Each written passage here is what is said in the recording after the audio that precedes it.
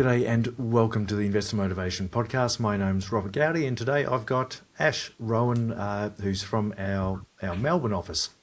Since you moved down to Melbourne was that a year ago?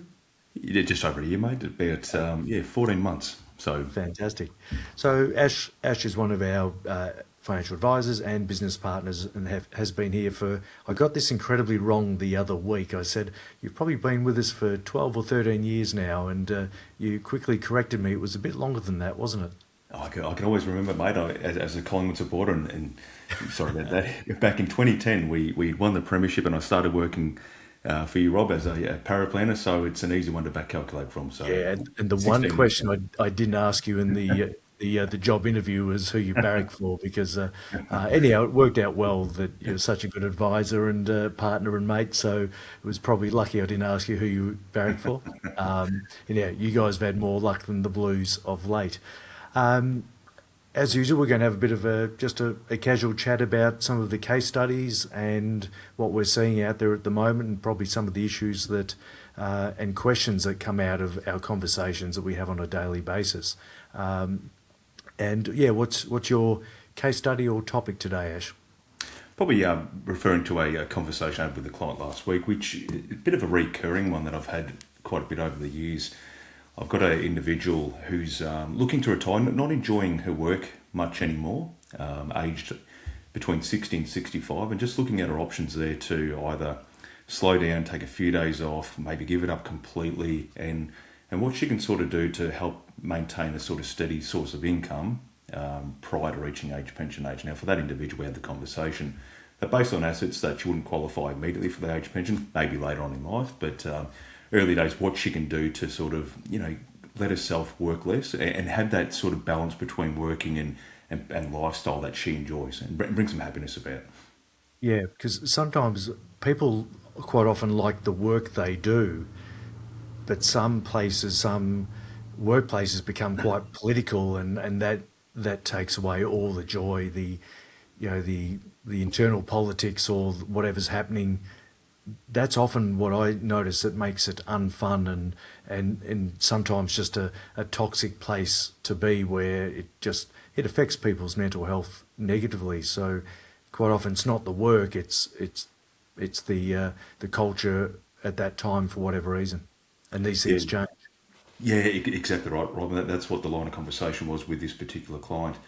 We'll enjoy it one day, then the next day will be really difficult, and then questions her role and her own enjoyment, and doesn't know whether to give it up completely or what are her options there. So the conversation did stem from that, and Yes. we talked about how sort of personal leave entitlements and how superannuation can potentially form a part of her sort of transition to permanent retirement, which she still wants to work. At the end of the day, we got down to that nitty gritty, and she goes, "Oh, Yes. I like working, I like the social aspect, but as you said, I don't like the HR, the political side of that role." Right.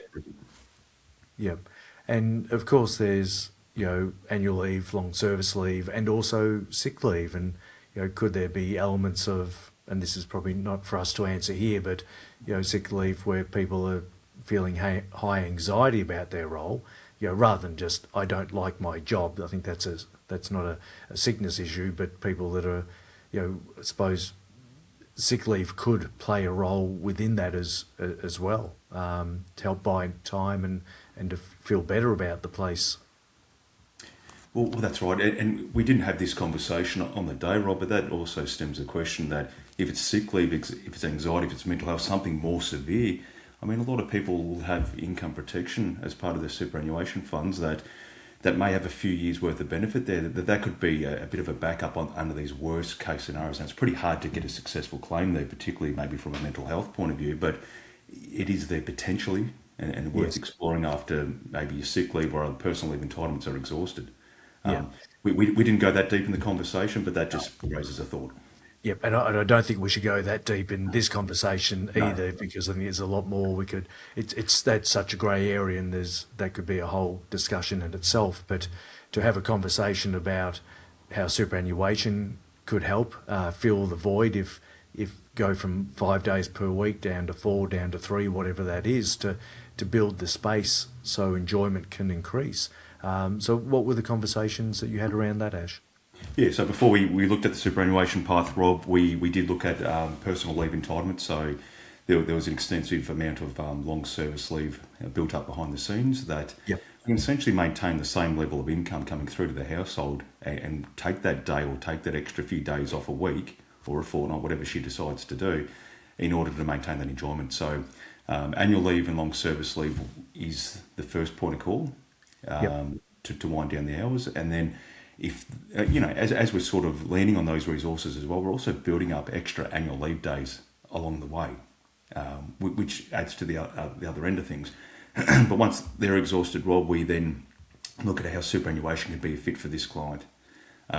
Built up, over the many years of working, built up quite a healthy portfolio there that can be potentially turned into pension phase. And just to give the listeners a bit of a background on the rules there, that between ages of 60 and 65 and still working, we can kick off a transition to retirement pension where we can get out up to 10% of the balance each year. And between those ages as well, it's a minimum 4% drawdown. Yep. And so that will essentially allow us to take a few days off a week and replace that income with some drawings out of superannuation. So we had an extensive conversation around that, and then we brought out some projections to see, well, how does that impact her permanent retirement and the income that she can derive off her investments there? Because if we're drawing on our investments a little bit early, it may not last as long as it would if we traditionally retired around age 67 or 65 or thereabouts. Right. Yep.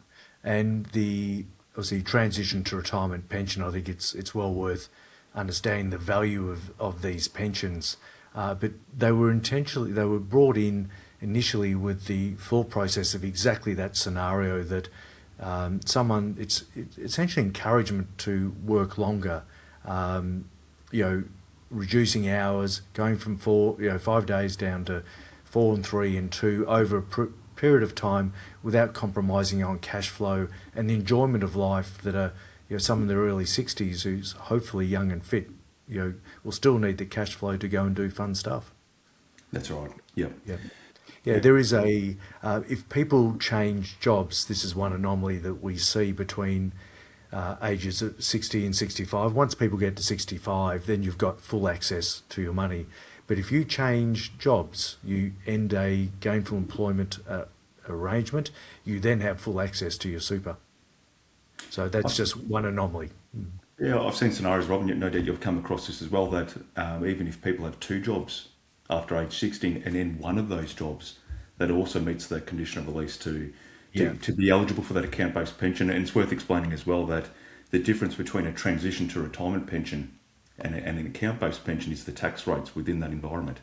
Yep. So account-based pensions, we know that is a 0% tax rate on our earnings and capital gains and the tax within that area. But it's also worth considering that all the income getting paid out of that is completely tax-free as well.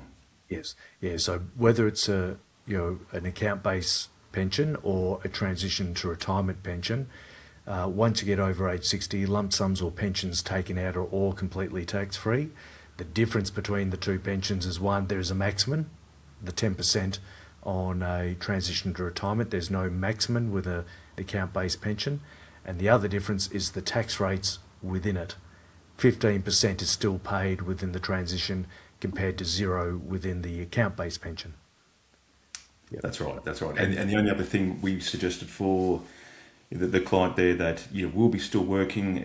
We're not rolling over her superannuation entirely. We're going to leave a little bit back in accumulation phase because she will still receive employee contributions, and if she's making personal contributions herself, that there's still an area which will accept that because Yes. Once our super turns into pension phase, we can't keep topping it up on a regular basis. Yep. They're more of a big overhaul one-off top-up. So we just Great. still need that accumulation account in those situations. Yep. And as you mentioned before that if you take out your annual leave and your long service leave progressively over time, that you're still building up those entitlements along the way, particularly annual leave. So that's a really good point. Rather than just I quit and get paid out, the same is with superannuation contributions as well. That if you're on annual leave, long service leave, you're still building up. You're getting your 12% employer contributions as well. Yeah, it's interesting, isn't it, Rob? A lot of clients will say, oh, I'm going to work until, July 1 into the new financial year, get paid out all my entitlements. Where it does make sense because you've ticked into a new financial year where your personal income or marginal tax rate is going to be really low, so you pay less tax on those lump sum entitlements. But if you keep having it drip fed out throughout that financial year, you keep building up your leave entitlements and superannuation contributions. So it is worth comparing those two scenarios. It's, yeah, to see where the benefit is. Yeah. And for me, when I've done some of this type of work and people are about to turn age pension age, it's a balancing act between what entitlements, what superannuation benefits would be there, and extra annual leave compared to. So this is comparing the options of drip feed it out or just finish and lump sum it out, compared to those benefits that build up super annual leave, long service leave compared to what would my age pension be, and we've done those calculations. So that's probably the one area where you say no, lump sum makes better sense. And if we look at your age pension impact, Rob, the work bonus, we can earn up to $11,800 per year in salary, and it's not going to count towards the calculation of our age pension. So, Okay, and that's the $460 per fortnight, is it? yeah, I think they base it around 300 per fortnight. But you're right, Rob. They give an extra 4 grand lump sum as a bit of a bank that can Yes. be drawn down. A bit of extra bonus that's been kicked in the last few years, but the government seem to have kept it as a thing. So, Right. yeah, so all up, it's 11,800 per year. So if you still haven't drip fed entitlements out, you may still be getting the full rate of age pension. But keep in mind, age pension is calculated with both income and also an assets test. Yeah, and for those people that aren't working, generally it's always going to be the assets test mostly that is the negative test. That's right. Yep. Yep. And so where did you get to with this client? Did you complete projections? Did you run through some scenarios and project them out for her? Yeah, this was one to sort of look at the impact that if we do start landing on superannuation in early 60s, is it going to get us through to, and we always model around life expectancy. We want to have a good quality of life and income coming through while we're still able to spend and travel and have these experiences that we want. And we project out to life expectancy, which, for males, it's about 85 and a few years older for females. So we modelled that scenario and we had a look on, if we retired early 60s compared to maybe a 65 scenario, that it was going to impact things. But the interesting fact that it got us through the 60s and 70s where we're probably still very highly active, Rob, and we could still afford to generate a high level of income. There was an age pension entitlements for this individual given the asset base, but the superannuation was going to start running out early 80s. But at that stage, our income levels may reduce significantly because we're not as mobile. So these were the scenarios we tried to map and model. Right. And this is a single person that owns their own home. Was that the case study? Yeah, correct, Rob. Yeah. Yeah. So, and if they own their own home, let's say their money does run out and they've had a blast spending it all and they've ticked all the boxes and there's, lots of memories and less regret. Obviously, going on to a $31,000 single age pension, running a home and a car is going to be pretty lean. Did you factor in the potential use of the home equity access scheme? Was that something that you mentioned and brought to the discussion? Yeah, so the backups there that we generally go through, so the home equity access scheme, essentially you can 1.5 times your age pension, Rob, and get an extra 50% on top. So your $31,000 per year income stream can go up to 45. What we're going to be mindful of, that debt needs to be repaid back to the government, and that if and when you pass away and the home is sold as part of the estate, that the government's repaid first. And there's a small level of interest that gets calculated against the debt. Yeah. It's recurring every year, and I think the rate's around 3% at the moment. So it's pretty conservative. Oh, it's not for profit like going to one of our banks for a reverse mortgage. So I'm suggesting to people it's a really good deal. Yeah, absolutely. So if you're income poor and you need a different quality of life, that's definitely an option worth exploring as well. the other conversation that we did have, it's a big house. Whether we downsize and free up capital, we may transition into more of a retirement village or over 55 sort of type scenario, and that's we had a conversation regarding the fee structures in that, and it's a topic for another day, of course, Rob, Yeah, because that one that one's too big. that one's a complex one. But it's an option and it frees up capital. So these are the conversations that we had at the second part of the meeting.